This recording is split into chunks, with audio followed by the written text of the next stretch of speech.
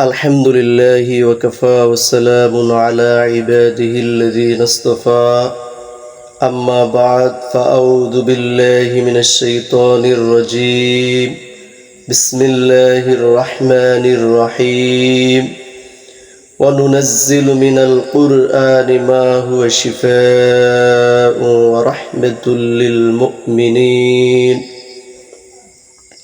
وقال رسول الله صلى الله عليه وسلم عليكم بالشفاعين الأصل والقرآن أو كما قال عليه الصلاة والسلام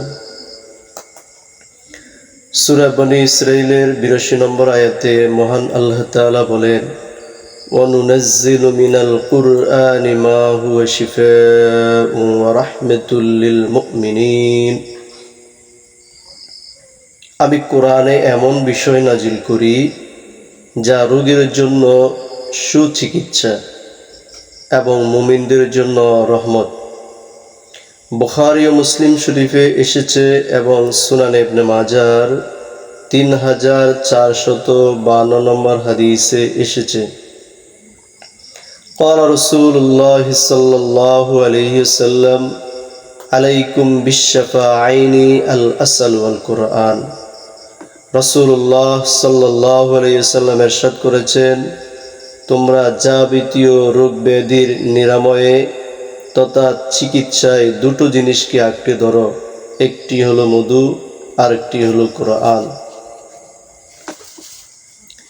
মধু সম্পর্কে মহান আল্লাহ তাআলা সূরা নাহলের 69 নম্বর আয়াতে বলেছেন, ফীহি শিফাউল লিন্নাস, মধুর মধ্যে রয়েছে মানুষের জন্য রোগের প্রতিকার তথা রোগ থেকে মুক্তির উপায়। সুনান ইবনে মাজার 3501 নম্বর হাদিসে এসেছে, قال رسول الله صلى الله عليه وسلم খায়রুদ দাওয়াই আল কোরআন, সর্বোত্তম ঔষধ হচ্ছে আল কোরআন।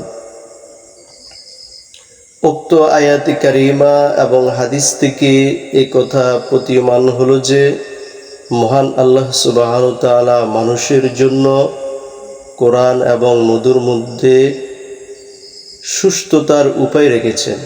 আল্লাহ তাআলা আমাদেরকে কোরআন এবং মধুর মাধ্যমে সুস্থতা গ্রহণ করার তৌফিক দান করুন, আমিন। ভিডিওটি যদি আপনাদের কাছে ভালো লাগে তাহলে শেয়ার করে দিবেন, অন্যকে দেখার সুযোগ করে দিবেন।